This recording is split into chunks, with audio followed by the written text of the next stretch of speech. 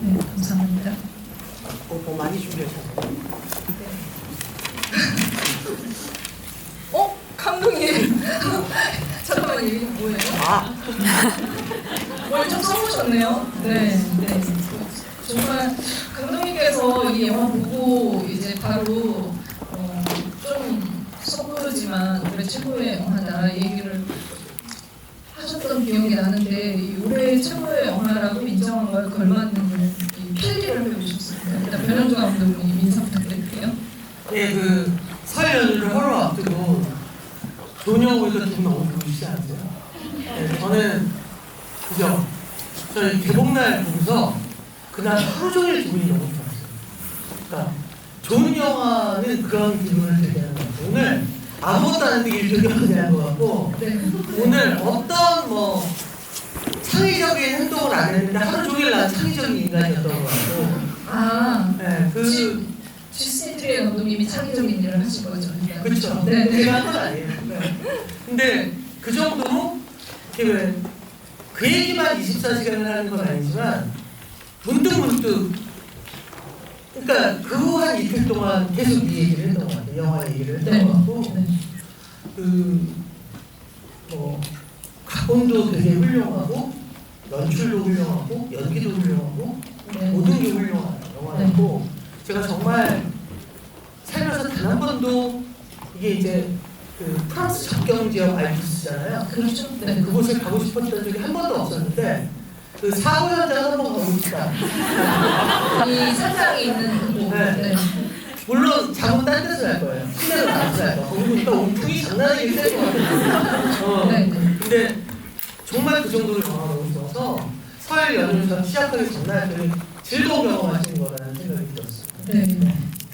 올해 최고의 영화가 될 것이다라고 이제 예측을 하셨는데 사실 이제 좀 섣부른 건 아닐까 이런 생각은 일말에 이제 섣부르죠.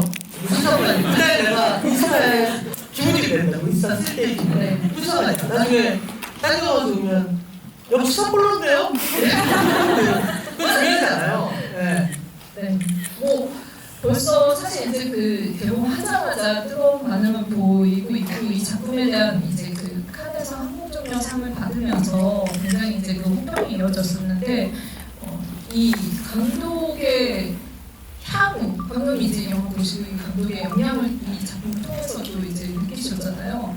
향후를 좀 예측을 잠깐 해보신다면 약간 내가 그 얘기한 것 때문에 그렇지. 그냥 이제 부침이 있겠죠. 40대 때 이 정도로 훌륭한 영화를 만들면 한번 부침이 있을 거예요. 세금 문제로 곤란하거나 아니면 집안에 우환이 있거나 아니면 아카데미 간 김에 이상한 꼬임에 넘어가서 마블 영화를 하게 돼가지고 그런 옵션 중에 하나가 있으시네요. 제가 이제 그러지 말았으면 좋겠지만 무슨 말이겠어요? 마블 돈이지 우리 돈인가요? 어찌됐건 그냥 농담이고 이 영화는 전작인 시리즈를 되게 좋아하잖아요. 그렇죠. 어떻게 보면 이제 시빌이 세 번째 작품이고 그 작품도 이제 칸에 초청됐었죠. 경쟁 부문에.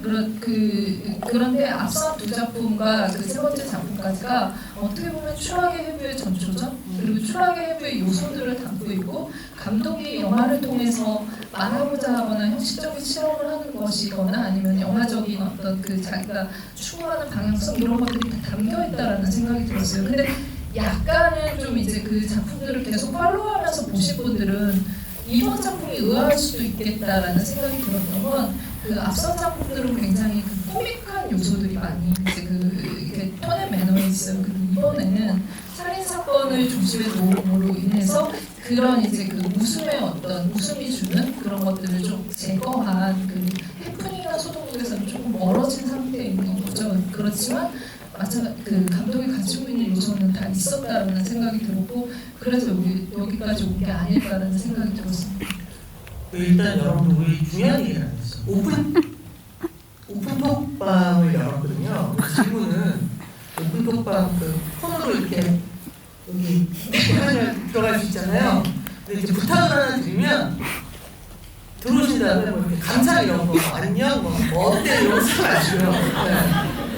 일단 질문만 한 앞으로 30분 동안은 궁금하신 질문을 받겠습니다. 제가 이제 나이가 들어서 네. 막 갑자기 훅 뜨는 걸 보면 겁이 나요. 아, 뭔가 밀려오는 것 같은? 뭔가 내가 또 마감을 놓치나? 뭐 이래. 근데 이 영화는 입장하고 계십니다. 네. 이 영화는 이제 크게는 여러 면에서 볼 게 많다고 생각해요. 첫 번째는 이제 관계에 대한 이야기죠. 그렇죠. 네. 이거는 이제 부부 사이를 넘어서서 서로 신뢰하는 누군가가 관계를 형성할 때 아니야 내가 할게, 내가 시켜줄게, 내가 잘할게 네. 라는 말을 한다는 것이 얼마나 관계를 힘들게 하는가. 그런 거 많잖아요. 헤어진 사람들 내가 그렇게 잘해주는데 근데 내가 그렇게 잘해주는 데는 관계가 깨지는 거에 하나도 방어를 쓸 수 있는 말이 아니거든요. 보상이지. 예. 그러니까 그런 얘기, 어떤 관계, 어려움이 닥쳤을 때 사람들은 손을 잡고 어떻게 극복하느냐의 문제. 네. 그래서 그런 관계에 관한 이야기도 있고 또 두 번째로는 이제 이게 법정 드라마이기도 한 거잖아요. 그렇죠. 네. 약간의 스릴러 요소도 있지만 이쪽에는 아주 전형적인 법정 드라마의 구성을 갖고 있는데 그 속에서 진실을 찾는다는 건 무엇인가라는 얘기. 네. 즉 이제 녹음된 사운드가 실제 진실과 얼마나 닿아 있는가. 네. 그 진실을 과연 이제 닿을 수 있는가 이런 그 증거물을 가지고. 네. 그리고 이 감독이 전작인 12일에서도 계속 다루고 있는 얘기인데 글을 쓴다는 건 무엇인가라는 작가 본연의 고민을 영화에 계속 소재화해서 담아내요. 네. 11일에서도 정신과 의사가 너무나 그 글을 쓰고 싶어서 자기의 환자를 무단으로 그 사람의 이야기를 만들다가 도용하는 거죠. 마치 내가 내 글에서 내 캐릭터를 어떻게 만드는 것처럼 점차로 실제 그 캐릭터를 자기가 조정할 수 있다, 네. 만들어낼 수 있다고 착각하면서 벌어지는 얘기거든요. 네. 근데 이 영화에서는 글을 쓰고 싶다, 나도 쓰고 싶다 그러면서 하는 수많은 행위들이 사실은 얼마나 글 쓰는 행위와 상관없는가에 관한 얘기이기도 해서 글을 쓴다는 얘기가 여전히 있고 또 마지막으로는 어떤 게 있다고 생각하냐면 추모를 할 기회가 제어된 사람들의 이야기입니다.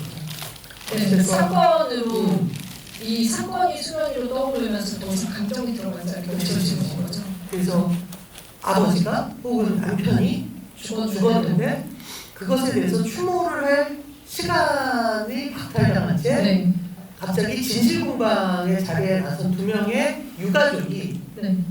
어떻게 자기의 마음을 추스리려고 하는가에 관한 얘기. 그러니까 추모를 빼앗긴 사람들의 얘기라는 것도 있다고 생각을 해요. 그렇죠. 예. 약간 이제 그 감정적인 것들이 계속 말살되는 그런 느낌들. 그 안에서 그러면 내가 어떤 스트레스를 취해야 되는지에 대해서 이제 그 관계에서도 그 부분들이 남는 건 거죠. 근데 중요한 건 이 영화를 보시고 이제 여러 가지 생각을 하시고 여러 가지를 혼자 생각하는 수 있죠. 좋은 영화일수록 그렇잖아요. 이제 한 가지 그러니까 별거 아닌 조언을 드린다면 마지막에 다니엘이 한 말은 거짓말일 수도 있어. 이런 갑자기 흔들릴 게 너무 많아요. 그래서 저라면 그 생각까지는 안 할 거예요. 네. 그러니까 다니엘이 실제로 그런 일이 없었는데 엄마 다니엘이 하루 종일 생각해보니 야 그래도 부모 없이 살 수는 없잖아. 이러면서 만든 얘기다 라고 하는 순간 갑자기 제가 말씀드린 여러 가지 것 중에 몇 개가 그냥 지워져야 되는 개념이 돼요. 굉장히 그러니까 전형적인 그러니까 히치콕의 법정 드라마가 되기 때문에 저는 그런 거는 좀 빠져나오시는 게 좋다. 장르성에서 좀 그러니까 이 영화가 굉장히 장르에도 충실하고, 그러니까 장르를 비껴갔다라는 칭찬을 한다는 건 뭐냐면 장르를 무시했다가 아니에요. 장르의 법칙 그대로 가져온. 장르의 법칙을 완벽하게 유지하면서 어떤 순간 몇 걸음 다른 걸음, 그러니까 왼쪽 골목길을 잠깐 들어갔다 나온다든가, 네. 뭐 오른쪽에 어떤 건물을 들어갈 필요가 없는데 장르에서 갑자기 들어갔다 나온다든가 하는 것인 거지. 흔히 이건 많은 연출자들이 오류를 범하는 건데, 저는 장르를 파괴하고 싶었다. 그러면서 이렇게 장르를 모르고 찍어버리는 경우들이 있거든요. 근데 이 감독은 이 장르가 해야 되는 어떤 것들을 명확하게 알고 있고 거기서 그 이면을 보여준다는 점에서 되게 훌륭한 영화라고 생각하는데 그렇기 때문에 저는 마지막 다니엘의 말은 거짓이 아니다. 그러니까 그거를 딱 팩트로 놓고 영화를 이렇게 보시면 뭐 더 여러 가지 것들이 보실 수 있죠. 다니엘의 마음의 변화일 것 같다는 생각이 들거든요. 다니엘이 처음부터 그렇게 증언을 할 거라고는 본인 스스로도 몰랐을 거예요. 그러니까 여러 가지 정황들을 고려해 봤을 때 마지막 판단을 내렸다라는 게 더 맞다라는 생각이 드는데 이게 되게 이 영화는 좀 뿌리가 있을 거예요. 감독이 이제 이 여러 가지 영화에서 차용을 해온 부분들이 있지만 이 관계의 문제에 있어서는 사실 굉장히 예전 영화죠. 크레이머 대 크레이머나 그리고 결혼 이야기 같은 영화들. 그러니까는 한때 어떤 방식으로 관계를 맺었지만 세월이 흐르고 그 생활이 묻으면서 더 이상 되돌릴 수 없을 정도로 관계가 악화가 된 부부가 그렇다면은 우리가 부부로 관계를 맺음으로 인해서 낳은 이 자식을 어떻게 보호하고 누군가가 보호할 것인가 문제에 굉장히 매달렸다면 그거에 바탕을 두고 있긴 하지만 이거는 그 아이를 보호하는 문제에서 약간 벗어나요. 왜냐면 남편이 죽었기 때문에. 근데 남편이 죽고 나면은 사실은 이제 이 가족의 관계가 재편되거든요. 그러니까는 예전에는 이 언어의 문제가 있잖아요. 사실 이제 같이 이제 같은 언어를 쓰는 아버지와 아들의 관계 그리고 엄마와 같이 맺었던 관계가 이제는 완전히 틀어져서 그럼 아들만 남았는데 이 아들이 아버지 자리를 대체해야 한다라기보다는 완전히 어떻게 될지 그 둘의 엄마와 아들의 관계도 굉장히 낯설어지는 단계에 이르러요. 그리고 나서 이제 그 아들이 그렇다면 앞으로 내가 살아가는 데 있어서 엄마를 괴물로 볼 것인가 아니면은 그냥 진짜 엄마를 있는 그대로 받아들일 것인가 그 부분에 대해서 심정적인 판단을 내리게 어떻게 보면 이 법정에서 보다 더 중요한 이 영화의 이 법정 공방이 끝난 후에 그러니까 판사 이상의 어떻게 보면 그 판단인 거죠. 그 부분 이후에 어떻게 살아갈지가 관건인 것 같아요. 이 영화는 되게 재밌게 저는 이제 다니엘이 마지막에 엄마 없이 있겠다가 온전하게 자기가 아버지를 생각하는 시간을 갖겠다로 느껴졌어요. 그리고 이 영화가 되게 장르적이려면 녹음된 거 그러면서 이 영화에서 처음으로 플래시백이 서사를 가지고 등장을 하죠. 그것이 바로 이어서 뒤집어지면서 승리하고 나아가면서 끝나야 되거든요. 그래서 이 영화는 클라이막스가 사실은 거기에 놓여져 있는 게 아니라 다니엘의 증언으로 클라이막스가 이어져 버리는 거예요. 그래서 엄마가 범인이 되거나 뭔가 그래서 이미 그 순간 뭐냐면 장르적인 기자가 없는 거죠. 설마 공공장소에도 우리 엄마가 평소에 힘이 셌고 이럴 일은 없잖아요. 강풍을 날리듯 나무를 집어던질 수 있고 이런 게 아니잖아. 그렇다면 분명히 이 친구는 어떤 말을 할 텐데 그 말이 기본적으로 이 영화가 갖고 있는 법정 드라마의 스릴러하고는 좀 무관해지는 거거든요. 그러니까 이게 정말 기가 막히게 갖고 놀 수가 연출한 거죠. 그러니까 원래 그 장르에서 존재했어야 될 클라이막스를 뒤로 밀면서 굉장히 정서적인 클라이막스를 새롭게 만들었는데 그것이 하나도 이상해 보이지 않는 거예요. 그 증언을 어떻게 보여주는 방식이 가장 어떻게 보면 저는 획기적이었다는 생각이 들고 이 부분이 이 영화의 하이라이트라는 생각이 들거든요. 그러니까 가장 결정적인 증거가 될 만한 그 둘의 그 몸싸움을 완전히 시각적인 걸 제거해버리잖아요. 그러니까 이 영화에 제거한 것들이 오히려 많아요. 그러니까 장르적, 아까 이제 감독님께서 장르적인 법칙을 그대로 다 차용을 했다고 했는데 그걸 다 차용을 먼저 해본 다음에 저는 하나하나 요소를 빼버린 게 이 영화의 승리의 그 핵심 포인트라는 생각이 들거든요. 이를테면 이제 음악을 빼버린다던가 그리고 지금 말한 법정 장면에서 가장 하이라이트가 돼서 보여줘야 할 것들을 시각을 제거함으로 인해서 오히려 거기서 긴장을 하게 되고 스릴러적인 어떤 것 그리고 범인을 알 수 없게 만들어버림으로 인해서 더 극적 긴장감을 거기서 유발을 한다는 생각에 이거는 진짜 많이 본 사람이 많은 것들을 고심한 이후에 그 방법까지 도달하지 않았을 거라는 생각이 들었어요. 편식하지 않은 사람이에요. 정말 다양한 걸 많이 본 사람이고 진짜 많이 네. 본 것 같아요. 네. 그러니까 그 오프닝에 그 공이 이렇게 떨어지는 그 아이디어도 되게 이 사람이 안 봤을 것 같은데 미국 드라마인 매드맨이라는 네. 미국에서 한때 가장 잘 나갔던 시즌 7까지 있었던 네. 매드맨의 오프닝 시퀀스가 얘가 이렇게 추락하는 이미지 있잖아요. 그걸 보면서 떠올렸다고 하거든요. 그러니까 내가 보기에 이 사람은 12시간을 보고 12시간을 쓰는 사람이야. 그러니까 인생은 행복하진 않을 거예요. 그래서 지금 약간 브레인론을 좀 분명할 것 같다 여러 가지 얘기를 제안을 하시는데 사실 이제 그 여러분들도 아마 잘 아실 거예요. 공동 각본이고 그러니까 남자친구죠. 아서하랄이라고 본인이 연출도 지금은 하고 있어요. 배우 출신이기도 하고 같이 썼는데 지금 말한 것처럼 둘이서 이제 그러니까 창작의 파트너이기도 하면서 영화를 엄청 많이 보는 것 같더라고요. 그래서 대부분 이제 좋은 영화가 있으면은 제안을 해주기도 하고 같이 보기도 하는데 약간 인터뷰에서 이게 되게 피곤한 일이라는 거를 제가 그 인터뷰 보면서 알게 된 건 이를테면 이제 일을 하는 사람들은 일이 끝나면은 이제 오늘 일을 끝내고 어쨌든 다음 날 만나서 다시 일을 하잖아요. 이 작업을 할 때 자 오늘 여기까지 해 하고서 이제 그 잠이 들려고 불 끄고 누웠다가 갑자기 한 명의 아이디어가 다시 생각나면 다시 일어나는 거예요. 불 켜고 그런 식의 것들을 계속 수정하다 보니까 어떻게 보면은 디테일하고도 레이어가 많은 이런 결과물들이 나오긴 했는데 작업을 하는 거는 쉬운 일은 아니었겠다. 굉장히 피곤한 일이었겠다는 생각이 드는 거죠.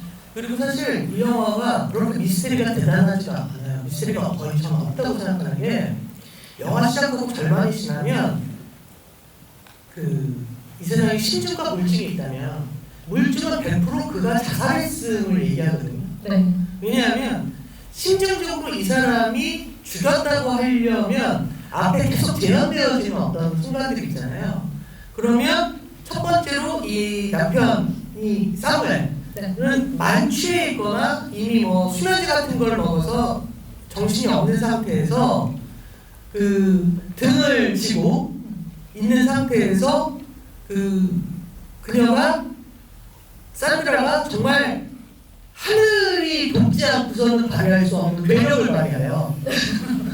집어 던지듯 밀어야 발생하는 거거든요. 왜냐면 변호사가 얘기했잖아요. 이건 떨어질 수 없고 밀어서도 안 된다. 그러니까 이미 미스터리가 존재하지 않아요. 무슨 얘기냐면 아닌 척하지만 실은 영화를 이렇게 보면 안에서 사무엘은 자살했음을 1시간 뒤에 우리는 알게 돼요. 그러니까 물증은 정말 명백한 거야. 그냥 심증이 있는 거지. 그리고 이 세상에서 제일 무서운 게 심증이잖아요. 제일 비과학적인 게 심증이잖아요. 뭔가 그녀가 자백만 한다면 뭔가 이게 깔끔하게 해야 될 자백만 한다면 나머지는 우리가 만들어낼 수 있어. 그렇죠. 네. 그러니까 심지어 분명히 부검을 했었기 때문에 특별한 약물은 존재하지 않았거든. 그럼 그 얘기를 계속 했지. 왜 이걸 스스로 먹어볼까요? 뭐 이랬을 텐데 그렇지 않은 걸 봐서 전형적으로 이건 물증이 존재하지 않으니까 누가 봐도 자살음이 분명한. 근데 그게 단서였겠죠. 녹음 파일이. 그럼 녹음 파일이 단서였겠죠. 이게 그냥은 아니고 굉장히 엄청난 일이 있을 것 같다. 그래서 문득 그 생각을 해요. 이게 한국이었잖아. 네. 그럼 이제 일단 경찰이 그 파일을 일부 흘린다? 일단 왜냐면 증거가 없거든. 그렇죠. 네. 그럼 일단 마지막 사냥을 해야 된단 말이야. 누구 하나는 죽어야지. 그럼 이제 그 다음날부터 사이버 래퍼들이 총출동을 해요. 네. 잠깐만 유튜브 제목도 정해져 있어.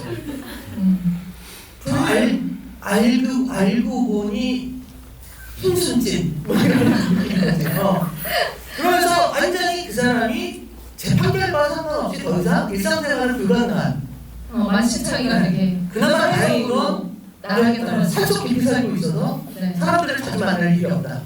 쿠팡을 이용하면 된다.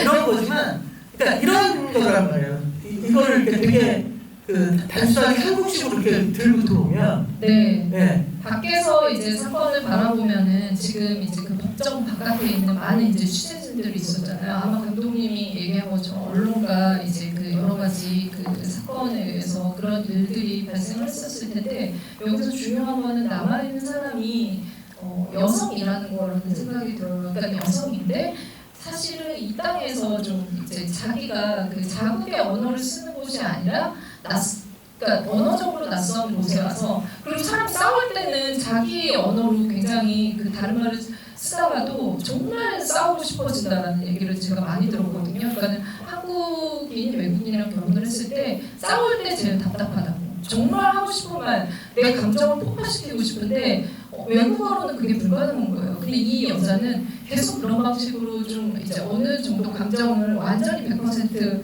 그러니까 발설하지 못하고 살았는데 법정에 와서도 그런 방식으로 자기를 옥죄어오는 어떤 환경 안에 처하게 된 거죠. 그래서 이 법정이 저는 오히려 사실은 이제 남편이 죽었지만 남편이 죽지 않았다고 가정을 했을 때 상징적으로 어떤 말들이 오갔을까를 보여주는 그런 축소판 같다라는 생각을 했거든요. 그러니까 그 검사 되게 얄미운 검사 있잖아요. 그러니까 계속 몰아붙이는 그 검사가 와중에 빌런 연기라는 그렇죠. 너무 잘해. 네, 너무 잘해요. 너무 얄미워. 네. 네. 근데 이게 강남에서 고등학교 졸업하고 서울대 법대 나.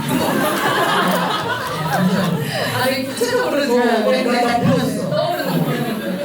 그러니까 사실은 이제 그 사람이 굉장히 그 검사가 악의적인 어떤 것들을 가지고 있다고 생각하지만 어떻게 보면은 되게 일반적인 스탠스에 이 여성을 공격할 수 있는 언어를 가지고 있다는 생각이 들어요. 거기서 그 얘기를 하죠. 아 이거는 성별을 바꿔도 나는 똑같이 공격했을 거라고 하지만 어쩔 수 없이 이 사람이 쫄리는 마음을 가질 수밖에 없게 하는 어떤 그러니까는 이 기준 같은 것들은 이미 주어져 있는 거라는 거죠. 그래서 이 감독이 생각하기에는 기존에 이제 그 여성과 남성의 이제 그 이혼 문제를 다루는 그런 많은 영화들, 특히나 결혼 이야기 같은 것들을 보면은 결국에는 여성이 더 많이 감내하거나 언어를 더 많이 부여받지 못했다라고 생각을 했대요. 그래서 이 대사를 쓸 때 어떻게 썼냐면 결혼 이야기의 그 주인공 스칼렛 요한슨이 마치 이제 그 말을 못하고 있을 때 지금 이 영화를 통해서 대답을 하게 하는 것처럼, 그래서 그 두 영화를 보면서 이 산드라의 대사를 대입해보면 되게 흥미롭게 느낄 수 있을 것 같다는 생각이 들어요. 실제로 그렇게 대입을 하면서 시나리오를 썼다라고 하니까. 그래서 이 여성이 그 안에서 이 느꼈을 고독감 같은 것들을 좀 법정 장면에 구현을 했다는 생각이 들고, 한국적인 상황으로 감독님이 말씀하셨지만 유럽에서는 이 얘기가 훨씬 더 현실적으로 다가가겠다, 장르적이라기보다. 왜냐면 다른 나라 사람들끼리 많이 결혼을 하잖아요. 그렇죠. 네, 국경을 사이에 두고 그런 부분들이 현실적으로 반영이 되는 것 같다는 생각이 들었습니다. 그러니까 이 영화에서 되게 이제 좀 경이로운 부분이 사실은 그 녹음 파일, 법정에서 녹음 파일이 이제 플래시백처럼 재현되어지고 그 앞뒤까지를 연결시켜내는 게 굉장히 경이롭다고 생각을 하는데, 그 전에 이제 앞을 좀 보면 이 영화가 제가 되게 마음에 드는 것 중에 하나가 뭐냐면 캐릭터에 의존하지 않는다는 거예요. 그러니까 무슨 얘기냐면, 여러분 이렇게 떠올려보세요. 이 영화에 출연했던 주요 인물 중에 그의 5년 전, 10년 전 그가 어떤 상태였는지 알고 계신 분 계세요? 우리는 아무도 몰라요. 뭐냐면 현재를 증명하기 위해서 과거의 서사를 도용하지 않는다는 거예요. 왜 그 많은 글들을 보면 현재를 설명할 수 없을 때 과거로 가서 이 캐릭터는 그럴 법하다를 증명하고 돌아오는데 그러지 않는 거예요. 이 영화의 모든 캐릭터는 바로 지금으로 다 설명이 가능한 거죠. 그래서 플래시백을 다 제공한 네. 거잖아요. 그래서 그녀가 누구인지, 사무엘이 누구인지, 심지어 맹상과 그 이 산드라는 구체적으로 어떤 일로 엮였던 사이인지조차 설명하지 않아요. 그냥 다 알고 있던 사이야. 그러니까 지인이야 지인. 우리가 추측하기만 만드는 거죠. 이럴 것 같아. 그런데 그 긴장감이 추워도 없어지지 않잖아요. 오히려 더 생기고, 더 중요한 건 우리 중에 어떤 누구도 둘은 어떻게 돼서 알게 된 사이일까를 영화를 보면서 궁금해하지 않아요. 왜냐하면 그것은 중요하지 않다는 걸 이미 알고 있기 때문에. 그러니까 이런 식으로 영화를 형성을 하다가 드디어 이제 문제의 녹음 파일이 나올 때, 중요한 건 이 녹음 파일은 사운드로 듣는 것과 실제 있었던 것이 엄청나게 다르다라는 것을 알려주고 있고, 내용도 다르잖아요.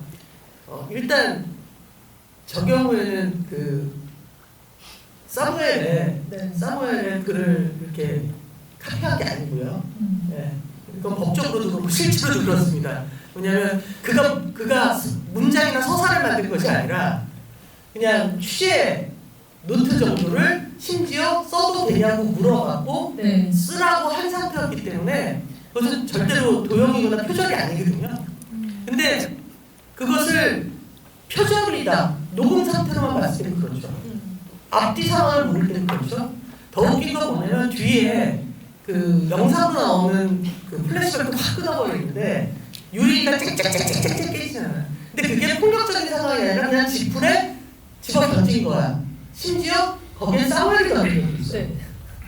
근데 이것을 다시 사운드만으로 해석해보면 엄청나게 폭력적인 상황이 있는 것 같잖아요.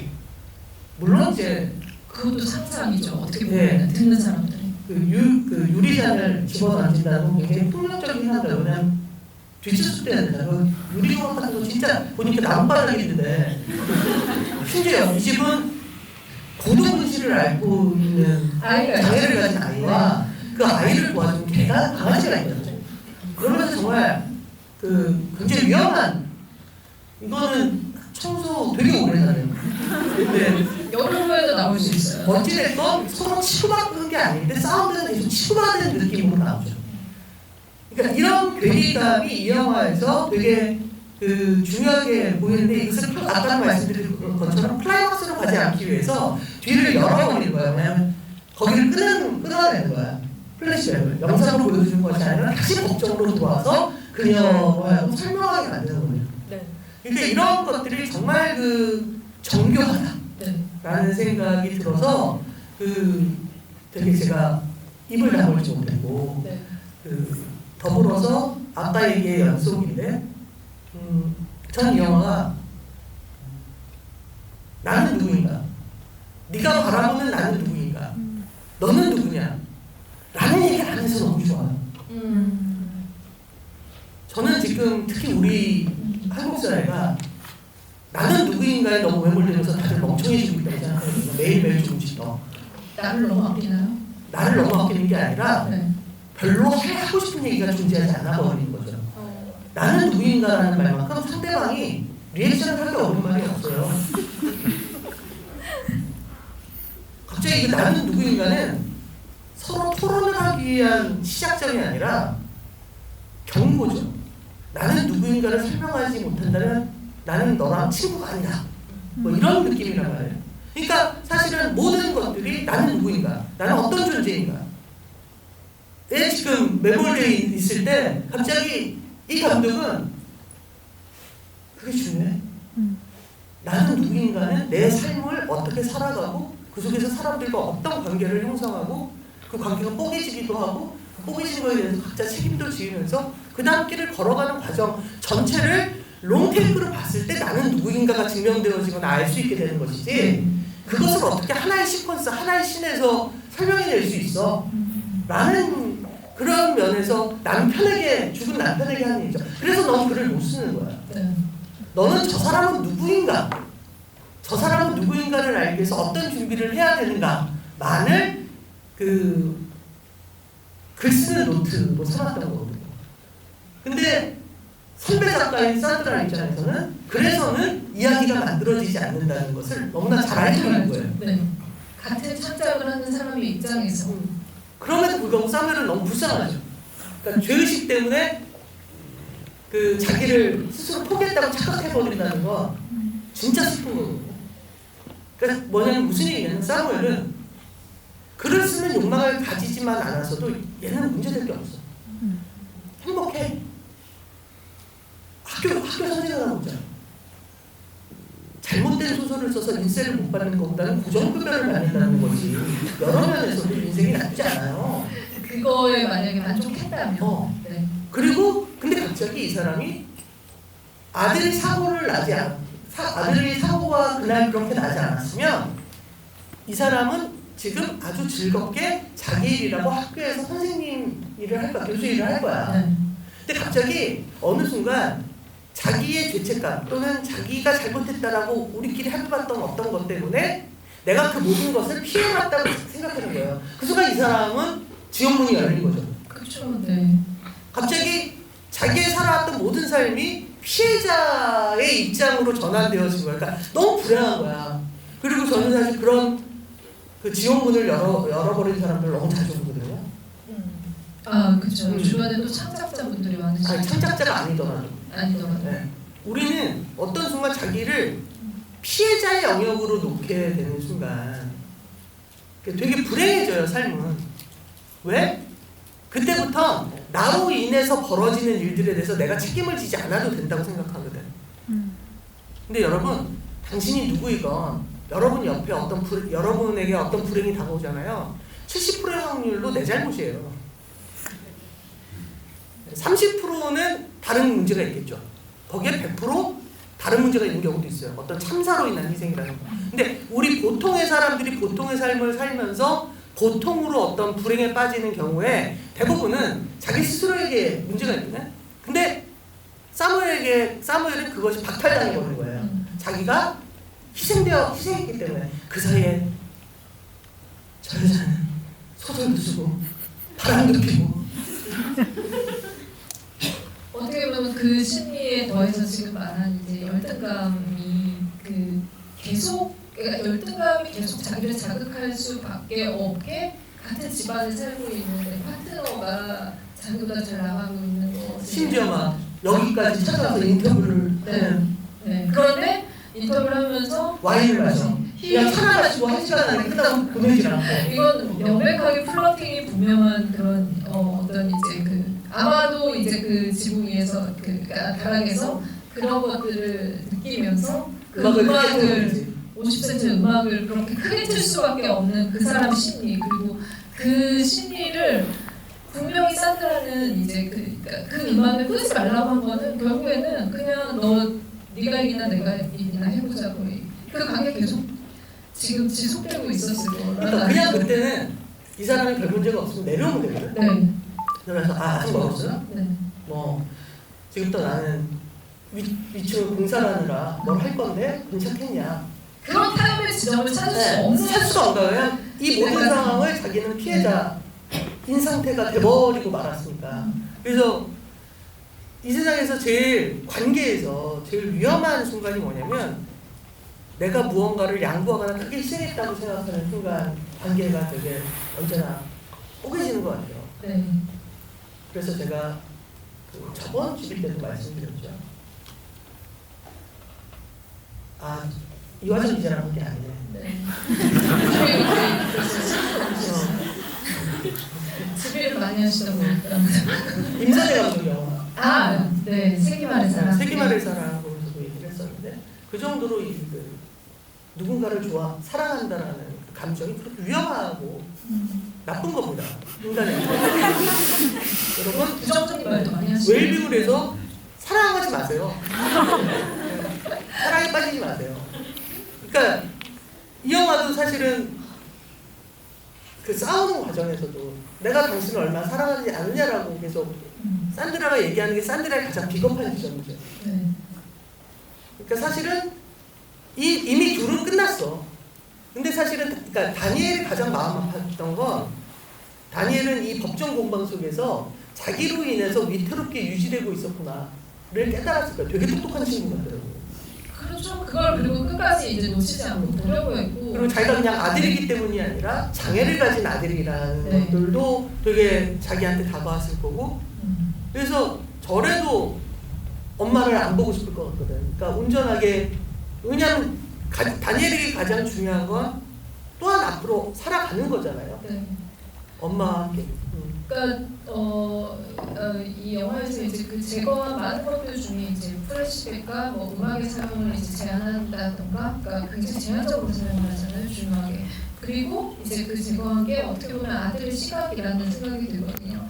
아들은 그 엄마가 난 괴물이 아니야라고 하는 그 말과, 그리고 아빠가 생전에 했던 그 괴물, 니네 엄마가 괴물이라고 하는 그 얘기를 모든 걸 다 들으면서 자랐을 거예요. 그래서 이걸 종합적으로 판단할 수 있는 어떤 정도의 정보치를 가지고 있는데, 결국에는 이제 그럼에도 불구하고 이 시각을 차단을 함으로 인해서 그 아들이 어떤 생각을 하고 있는지를 관객도 정확하게 알지 못하게 하는 거죠. 그래서 그러니까 관객한테 주어지는 정보의 양도 아들이 어떻게 보면 자기를 가지고 있는 정보의 것을만 주겠어. 감독이 아예 제한적으로 활용을 했다라는 거가 아들이 그러니까 기능적이 아니더라도 그런 정도의 어떤 위치 스탠스를 좀 준 것 같아서 이게 말끔하게 어떤 결론이 나지 않더라도 우리한테 오히려 그것들을 계속 대입해보게 하는 그러니까 약간 지적인 게임을 하는 것 같이 그렇게 생각을 하게 만드는 착각에 빠지게 하는 영화인 것 같아요. 근데 알고 보면은 전혀 이건 두뇌와 지적인 게임과는 상관이 없고 그리고 뭐 말하는 범인을 찾는 후더니장을 이런 것과도 전혀 상관이 없이 실제로는 정말 이 관계에 있어서 어떤 스탠스를 취할 것인가에 대한 문제로 귀결되게 하는 굉장히 노력하는 생각이 이게 되게 재밌는 게 네. 우리의 대부분 그 법정 드라마 후더니 장르에 되게 익숙하잖아요. 네. 그리고 이 영화를 보실 때 그런 장르로 생각하고 오실 수도 있어요. 네. 그런 분들조차 아씨 뭐야 라는 생각을 안 들게 만들어내야지. 그게 진짜 이걸 이렇게 늘어놓고 그냥 말하는 거야? 라고 하면 굉장히 찝찝하고 굉장히 장르적으로 해결을 못한 것처럼 생각이 드는데 감독의 시점이 이동을 하면서 원래 이 사람이 하려는 건 이게 아니었구나 이 후라이 장르를 차용을 해서 그냥 다른 걸로 가기 위한 어떤 단계였구나라는 걸 생각하게 하는 게 굉장히 어떻게 보면 세련된 방식이었다는 생각이 듭니다. 제가 이 영화가 또 좋았던 것 중에 얼마나 이 영화가 좋았냐면 제가 근래 본 영화 중에 네. 2시간이 한참 넘어가는데도 마음에 들었던 영화가 딱 2편밖에 없어요. 오펜하이머와 이 영화예요. 네. 나머지는 전 기본적으로 저는 영화는 무조건 2시간 안쪽이 좋다라는 강박을 좀 갖고 있는 사람이라 근데 요즘 굉장히 길지 않아요 영화들이. 근데 길어서 나쁘다가 아니라 긴데도 이유가 있어요. 전혀 긴 걸 못 느꼈던 영화가 딱 2편이 있었던 것 같은데 네. 그게 오펜하이머와 이 영화인 것 같아요. 다른 거는 중간에 시간 한번 본 것 같아요. 심지어 저기 막 액션씬이 범람하고 있는 와중에서도 약간 한 번씩 봤던 것 같아요. 톰 크루즈가 막 그렇게 멋있게 액션을 열차를 탈 때 시간 한번 봤다? 안 죽을 거 뻔한데 좀 알겠다고. 근데 이 영화는 정말 끝까지 그럴 때 한번 보게 되나 높여나면 언제 시간을 보내냐면 얘기를 영화를 보다 보면 끝날 때가 되잖아요. 벌써? 진짜? 이러면서 보게 되지. 네. 그게 되게 훌륭한 것 같고 이런저런 자료를 보니까 편집 전에 촬영본에서는 맹상이랑 산드라가 잔걸로 쳐졌다고 하더라고요. 그런 관계까지 발전을 네. 발전이 아니지. 윤리적인 유아적인 기자님 섹스라는 건 관계가 발전해야 할 수 있는 건 아니에요. 기능적인 언어였습니다. 예. 근데 편집에서 드러냈다고 해서 저는 정말 훌륭한 선택이라고 생각합니다. 그냥 그렇게 되면 갑자기 보는 사람한테 또 하나를 확 열어주는 거거든. 그 하나의 어떤 관계도 다른 가지? 네. 근데 이제 사실 저는 꽤 많은 평론가분들이 이 영화를 언급할 때 부부의 세계를 언급하는 것에 대해서 저는 도대체 동의를 못하겠거든요. 그냥 부부의 세계라는 원작 영국 드라마나 한국에서 리메이크된 작품 두 개 다 전형적으로 불륜으로부터 시작된 윤리적인 문제, 그렇죠. 윤리적인 문제를 자극적으로 다루는 거죠. 근데 이 관계는 사실 불륜으로 인해서 벌어진 것이 아니고 사실 불륜이라는 건 죽은 사무엘에게 있어서조차 존재하지 않는 거예요. 그러니까 산드라가 불륜을 저질렀기 때문에 화가 나는 게 아니잖아요. 그리고 뭘 숨겨왔던 것도 아니고 사무엘은 산드라에 대해서 다 알고 있었고 이미 그거는 몇 년 전에 해결이 된 일이고 그럴 수는 있지 사람이 이 세상에 그런 게 어떻게 해결돼. 밥을 먹다가 야 근데 너 그때 네가 왜 좋았어? 이럴 수 있어. 갑자기 계속 치밀어. 그래서 바람 피게 들켰는데 용서해준다고 다시 만나자고 하는 사람 만나지 마세요. 3년 뒤에 11월 2 플러스 하루를 굶다가 네. 근데 그 사람은 고기 잘 먹었어? 이런 얘기가 나온다고. 그 위험하다고. 근데 어찌됐건 그거는 그러니까 뭐냐면 산드라의 네. 그 일종의 그 외도는 이 영화에서 사실 중요하지가 않은데 네. 맹성이랑 작은 외도가 아니죠. 남편 죽었으니까. 그렇죠. 네, 하지만 그것이 뭔가 그쪽으로 확 창문을 열어버리는 걸 거라서 그 뺐다고 해서 되게 잘 뺐다고 네. 생각해요. 네. 네. 그러니까 감독이 찍을 것도 다 찍은 거예요. 수영이 다 찍었네요. 근데 진짜 배우들도 연기를 너무 맹성도 연기를 너무 잘하잖아. 백상도 연기, 그러니까 진짜 좀 약간 그럴 법한 어떻게 보면 여기서 제일 감정적으로 안정된 그리고 현실적인 스탠스를 취하는 게 백상 아니에요. 그렇죠. 그리고 사실은 원래 맹상이 현명한 애면 네. 절대로 지인을 변호하지 않죠. 그렇죠. 네. 그러니까 갑자기 객관화될 수 있는 것들이 뽀개지는 거잖아요. 근데 그래서 저는 왜 그 밖에서 둘이 담배를 피거나 뭐 얘기할 때 그 시인들이 되게 좋더라고. 그냥 정말 스며들 듯한 관계인 것 같다라는 생각이 들고 거기서 무리하게 뭔가를 취하지 않는다라는 거. 그러니까 무리하게 감정적으로 뭔가 드러내거나 자기의 의견을 뭔가 어필하거나 이런 게 전혀 없어서 오히려 이제 산드라에게 집중하게 해준다라는 게 좀 중요했었던 것 같아요. 그리고 이제 사실은 우리가 법정 드라마나 법정 영화 네. 이걸 보면 변호사들이 뭐 용감하거나 훌륭하거나 그렇잖아요. 네. 사실 배우가 변호사는 딱 맹상 같거든요. 힘도 없고 네. 되게 나약해 보이고 일이고. 일이고 네. 목소리 톤이 절대로 대시에 올라가지 않고 네.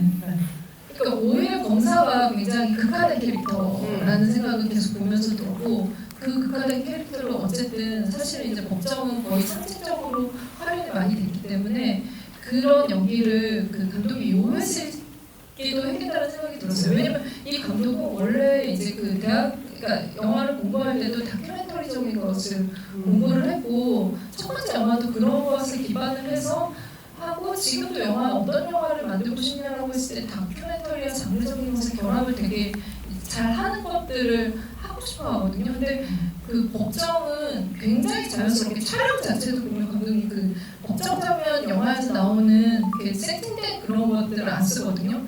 굉장히 거칠게 찍어요. 거칠게 찍고 진짜같이 찍고 정말 그냥 거기 들어가서 찍으면 할 것처럼 러프하게 오히려 정교한 촬영이라고는 할 수 없는데 그렇게 보여주지만 검사의 캐릭터는 오히려 장르 전형적인 캐릭터를 썼다는 게 조금 의도적이었다. 고전 출연들도요 너무 연기를 잘해. 다 연극 배우 출신. 그리고 고전 출연들의 인종도 정말 잘 섞었다고 생각을 하고 그 감독의 연출의 디테일은 그런 데서 나오거든요.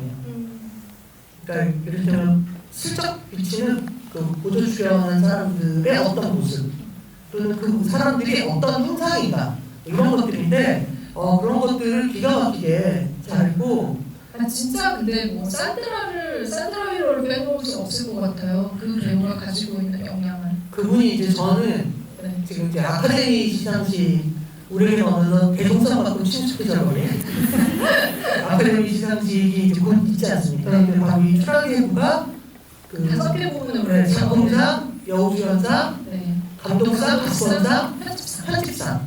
난 근데 그 중에서 여우주연상 받을 확률이 있다고 생각해요. 네. 네. 왜냐하면 이 배우가 이 작품만 작품상 후보가 아니라 존 인터레스트라고 제가 너무너무 보고 싶은 작품인데 그 영화에 나오시거든요. 그래서 보통 두 작품이 작품상 후보면 네. 두 번 다 장볼 사이가 아니다. 아카데미가 되게 요즘 아카데미가 열려버렸잖아요 외국어에. 네. 외국어에 민감하죠. 네. 옛날에는 외국어에 되게 민감했는데 그 사실은 봉준호를 기점으로 그 외국어를 많이 하는 영화에 상을 안 주는 건 이제 좀 부끄러운 일이야라고 결심했잖아요. 원래 아카데미는 외국어 작품상이 있는 이유가 외국어를 딱 분류하기 위해서. 네, 그 안 주려고 헐리우드 영화에만 주려고 했던 건데 갑자기 이제 이렇게 된 상황이라면 나는 좀 가능하지 않을까. 뭐 오펜하이머 같은 훌륭한 작품들도 있지만 네. 그래서 너무너무 연기를 무엇보다 최고의 연기는 강아지죠. 사실은 그러니까 모든 걸 다 알고 있는 건 여기서 수목이라는 생각이 들어요. 말을 안 내가 했어. 말만 해. 말을 안 했어. 내가 프랑스어까지 안 말해. 영어까지만 할 줄 알았는데 말을 연기를 잘하고 그 약 먹고 뭐 이런 여기 질문에도 있는데 정말 기가 막히고 이 친구가 그래서 상을 받았대요. 그 깐네 영화제에서 그 빰무드루라고 이제 대상인데 그 빰무드 동수상이라고 그래서 그 영화 깐네에서 상영한 영화 중에 강아지가 출연한 영화 중에 제일 연기 잘하는 게 주는 상인데 두 상이 뭔지 너무 궁금해요. 아니 그거 줘요. 걔 목줄인데 마모도로라고 써있는 그리고 그 잎사귀 종려 황금 종려 그거 진짜 바닥보처럼 얘기하잖아요. 아니, 제가 그 빠모 도구상 그 배우들의 그 추이를 계속 빠모를 많이 정말요? 네. 그 전에 아티스트라는 영화에서도 어기가 상을 받았었고 너무너무 연기를 잘했었는데 이번 이제 그 후보작 중에서도 경합을 벌였던 게 그 영화 뭐죠? 최근에 개봉했던 사랑은 갑자기 생각이 이름이 사랑은 낙엽. 네? 사랑은 낙엽을 타고. 사랑이 사랑은 낙엽을 타고. 그래 사랑은 나게 궁금해하고 싶어요. 거기 강아지 나와요. 그냥 되게 경합을 벌였는데 스노비 가져갔어요. 근데 스노비 약간 더 이제 좀 약간 진중한 연기를 했는데 저는 근데 공상은 아니에요. 깐네 공상은 아니고 깐네 그런 좀 여러 가지 뭐 그러니까는 OST 상이나 아니면은 이제 그 이런 빠모 도구상이나 이런 것들 깐네 영화제 열리는 기간에 부차적으로 많이 해요. 그러니까는 이게 본상과는 조금 다르긴 한데 요즘 강아지들이 굉장히 영향을 하고 있다는 생각이 들고 그 질문을 좀 챙겨봐야 되지 않을까? 그럴까요? 네 알겠습니다. 계획이 그만하고 되게 질문 많아요. 뭐 어떻게 정리하실 거예요? 첫 번째 질문은 갈까요? 네. 주권자와 산자의 내면 대립 속에 결국 그 가장 발언권이 약한 아들과 걔가 결정적인 역할을 한다는 느낌인데 그게 어떤 의미인가요? 네. 네. 계열의 중요성도 얘기했지만 일단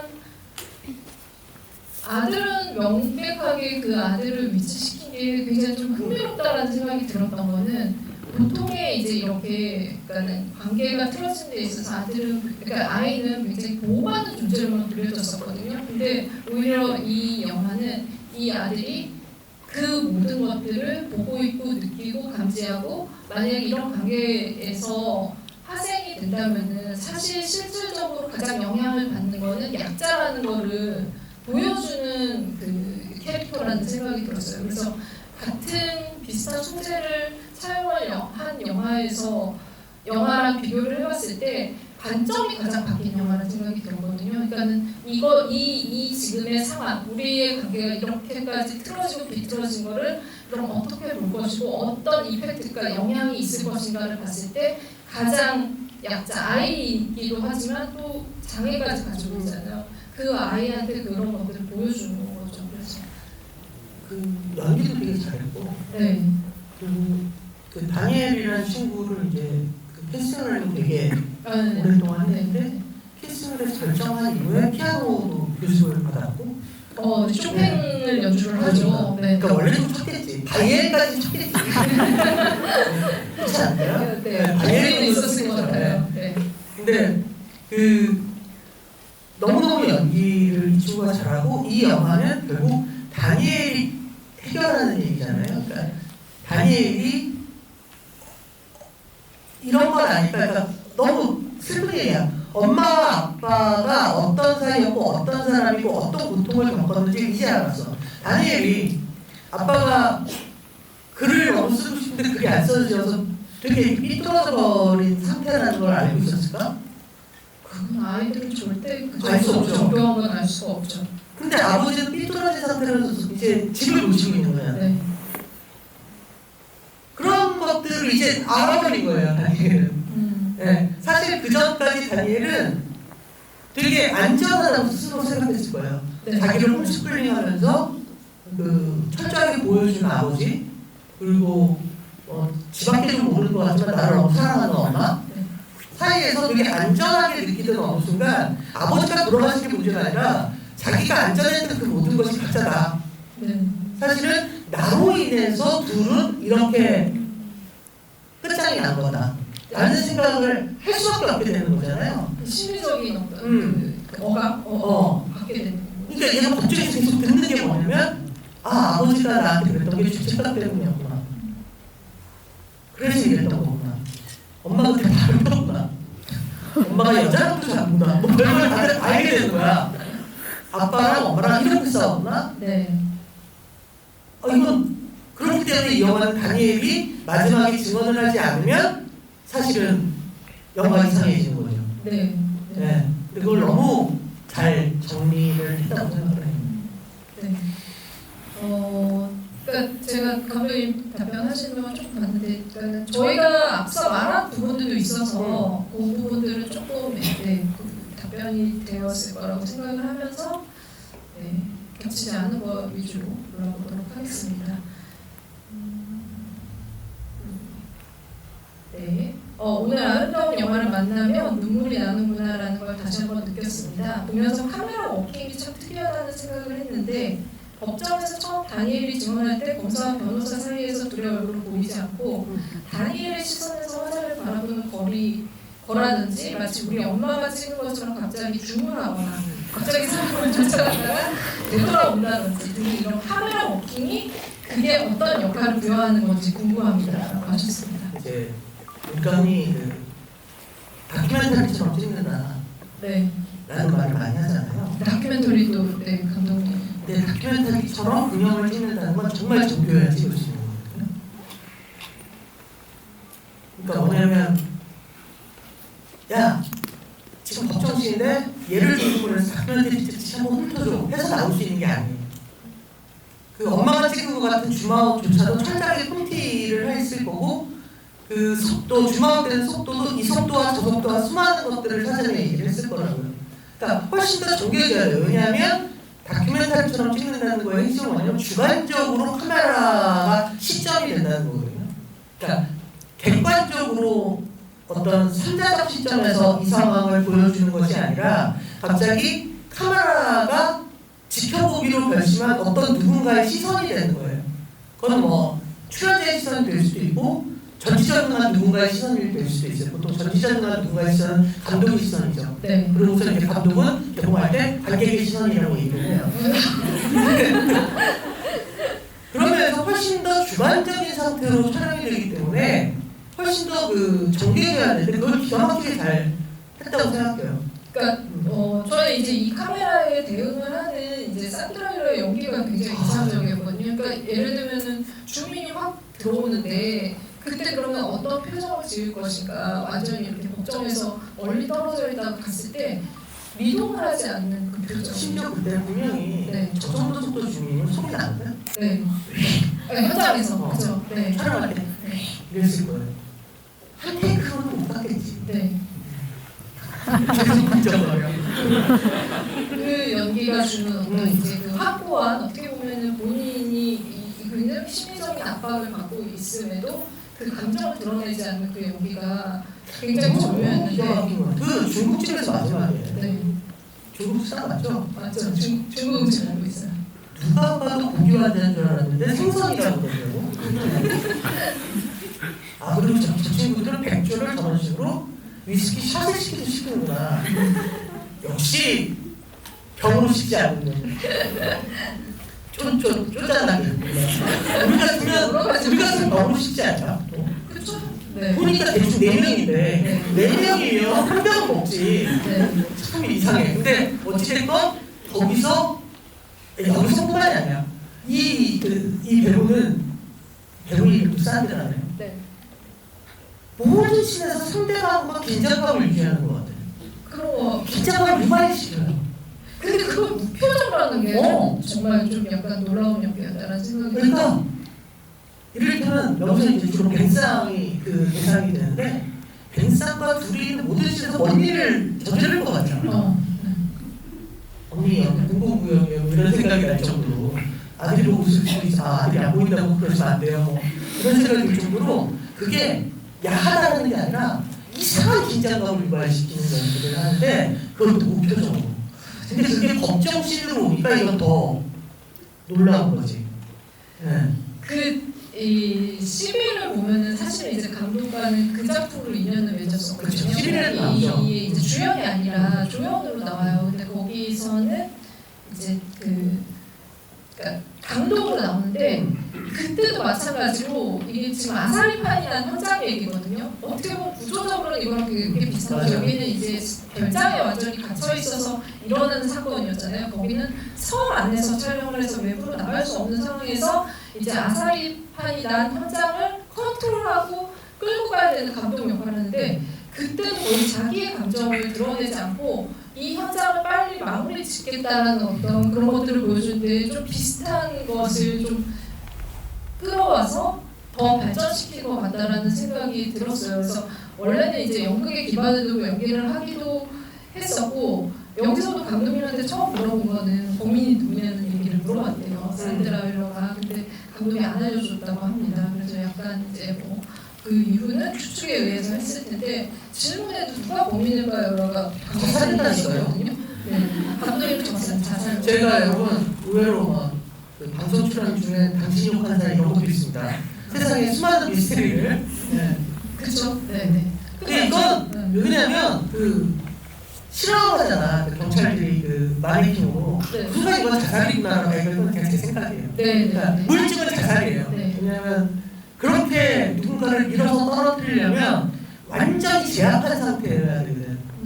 근데 그것이 불가능하기 때문에 왜냐하면 그냥 밀어서 떨어지는 걸로는 그렇게 피가 안 튄다라고 나오잖아요. 네. 그런 걸 봐서는 이건 이제 자살이다. 근데 왜 죽은 거냐? 그럼 아마 이유는 여러 가지가 있겠죠. 근데 아마 거기에는 나는 글을 못 쓸 것이라는 생각도 들지 않았을까요? 네. 이미 몇 번을 삶에서 실패해왔기 때문에 이 창작이라는 게 이래서 끔찍한 것 같아요. 자기가 쓰지 못하면 아무 존재가 아니라고 착각해버리게 되니까. 산드라도 잘못했죠. 그렇죠. 아니 근데 이게 굉장히 사고 보완적이기 때문에 누가 잘못했다고 보기가 그 관계가 근데 너무 매몰차지. 너무 냉정하죠. 그게 불만이었어요 남편이. 난 내가 얘기했잖아. 근데 생각해보세요. 그러니까 처음에는 만약에 그렇게 정말 매몰찬 게 이 남자한테 굉장히 매력으로 다가왔던 시기가 있었다는 게 정말 핵심이에요. 관계에. 내가 가장 좋아했던 지점이 관계가 발전하고 관계가 악화되면 그게 제일 싫어져요. 그런데 그러면 그게 100% 이쪽 잘못이라고? 아니 그러니까 관계라는 거에 일방이라는 게 없는 거잖아요. 그 산드라는 충분히 남편이 화를 낸 이후에 넌 글을 그래가지고 못 써라 이런 식으로 얘기하지 않고 어떤 식으로 글을 쓸 거는 훨씬 더 말을 많이 걸 수 있었다. 그러니까 처음 시작이라는 그 대학원생 정도로만 남편한테 관심이 지금 있었어도 그런 지긋함이 있었어도 처음에는 그러지 않았을까요? 그러니까 여하튼 그런 면에서 저는 이제 그 사무엘의 1인극은 아니라고 생각해요. 그 불행이. 네. 그리고 아마 저는 절대로 산드라는 이 사건을 가지고는 소설을 못 쓸 거라고 생각해요. 아들이 있기 때문에.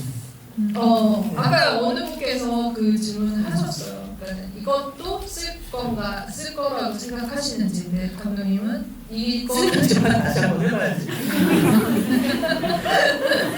근데 이거 못 쓰지 않을까? 아들 때문에 이건 정말 불가능한, 안 쓸 거라고 생각을 해요. 네, 진짜 그 소재로 이 주변의 이야기들을 이렇게 캐릭터를 만들거나 이야기를 만드는 게 항상 이제 이 과정을 아는 사람들한테는 굉장히 기분 나쁘게 받아들여지는 지점들이 있거든요. 그렇죠. 네. 우리가 슬슬 끝낼 때가 됐는데 조금 예. 질문을 한두 개는 더 할 수 있을 것 끝낼 같아요. 때가 됐는데 잠깐. 제가 체크하고 있습니다. 정의선 계속 솔직하시잖아.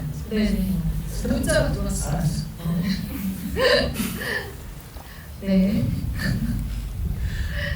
네. 왜 영화 속 남성 캐릭터 하나만 하는 질문을 잠깐만요. 왜 영화 속 남성 캐릭터들은 화가 나면 병을 칠까요?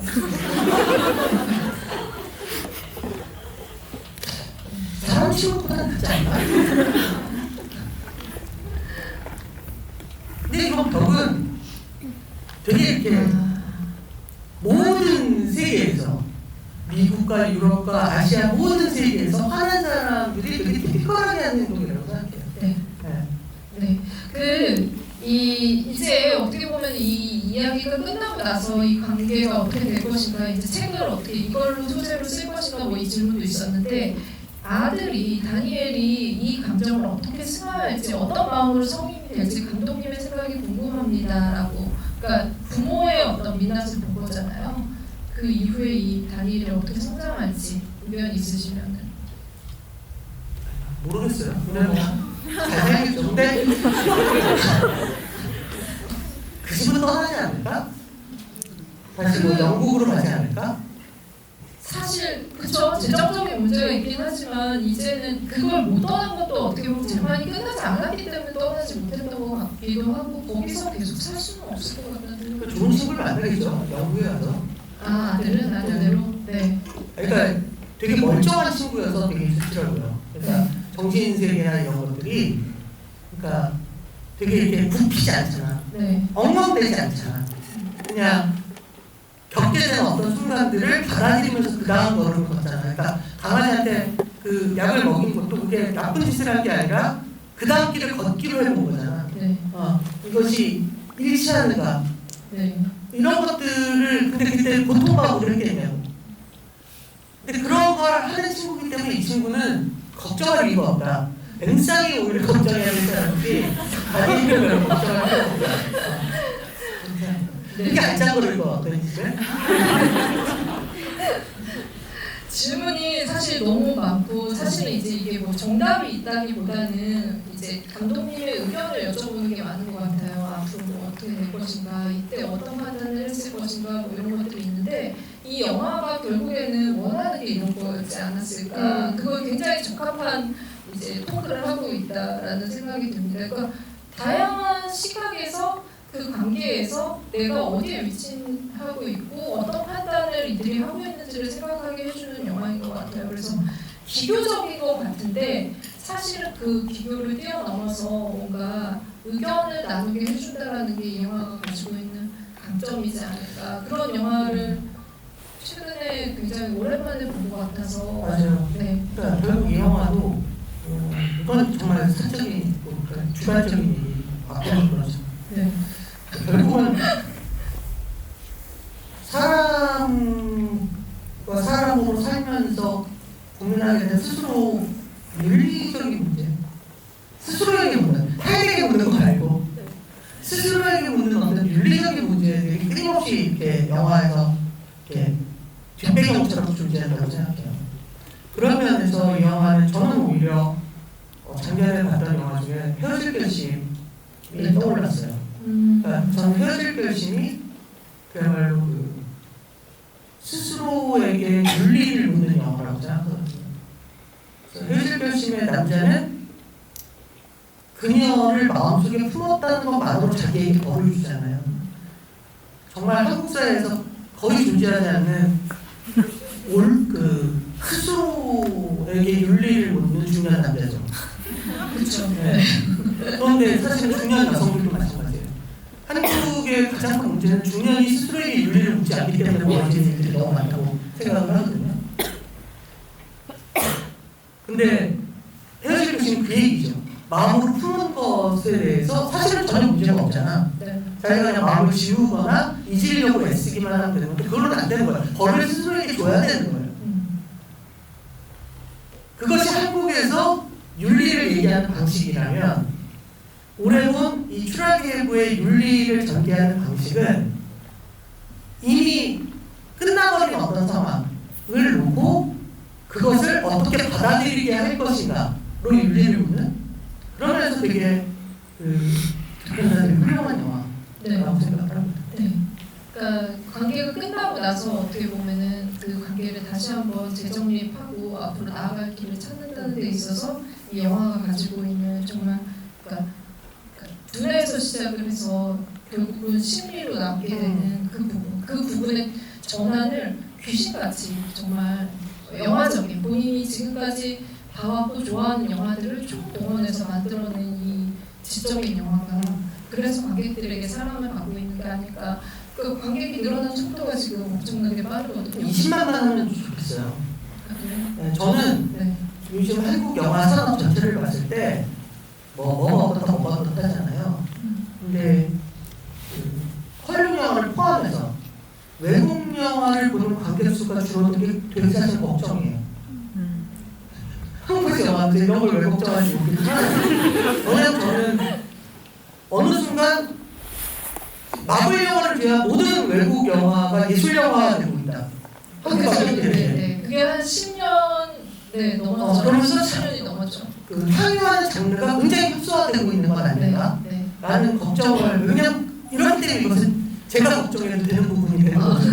네. 왜냐하면 공감. 네, 한국 영화가 이를테면 마치 그 20세기 홍콩 영화처럼 특정 장르만이 소비되어질 수 있는 징조 중에 하나가 그 외국 영화를 보는 관객층이 점점 독립예술 영화를 보는 관객층화 되고 있다면 이건 되게 큰일이 아닌가라는 생각이 들어서 네. 이 영화의 지표가 이를테면 영화가 어떻게 대중들과 만날 수 있는가를 어떤 보일 수 있는 지표라고 생각해서 한 20만 정도? 네. 그러니까 지금은 이제 할리우드 영화 아니고 뭐 구체적으로 막 숫자도 얘기해. 이제 몇만 대라 뭐 그런. 왜냐면 네. 이게 되게 독립영화 정말 어려운 독립영화를 지휘할 때는 그런 얘기를 못해요. 그 꿈이 10,000명만 넘었을 때 너무 짜치잖아. 입 밖에 얘기하는 숫자 짜치잖아. 네. 근데 이 영화는 이미 지금 4만을 넘고 있습니다. 짜치지 않을 것 같아서 숫자를 얘기해버렸네요. 네, 뭐 메커니즘으로 아카데미에서 수상을 하면 또 이제 그 수강이 있으니까. 어떻게 보세요? 전문가로서 아카데미에서 이 영화가 한계라는 상을 받을 수 있을까요? 네, 있을 것 같다라는 생각이 드는데 제가 그 예측한 게 다 틀리기 때문에 작년에 스코어 이런 거 다. 작년에 에어를 예측하셨습니까? 네, 저는 근데 작년에 제가 유튜브 하고 있는데 4명이서 같이 하고 있거든요. 근데 4명 중에 제가 제일 타율이 높았습니다. 아카데미. 방송 그만둬야 되는 거 아니야? 그 3번 다 못 맞췄고 제가 에어를 최다 그걸 맞췄는데 올해 탈 것 같다는 생각이 들고 특히 여우조연상 근데 이제 가요 것들이 있기 때문에 어떻게 될지 모르겠네요. 네. 어쨌든 이 감독의 4번째 작품을 봤는데 다음 작품도 좀 기대를 하면서 여러분들이 또 애착알람을 많이 하실 수 있는 즐거움을 주는 영화라는 생각이 들거든요. 그래서 변현우 감독님 말씀대로 20만이 되면 더 좋겠고 더 많이 보셨으면 좋을 것 같아요. 네. 네, 여러분 설 잘 보내세요. 네. 감사합니다.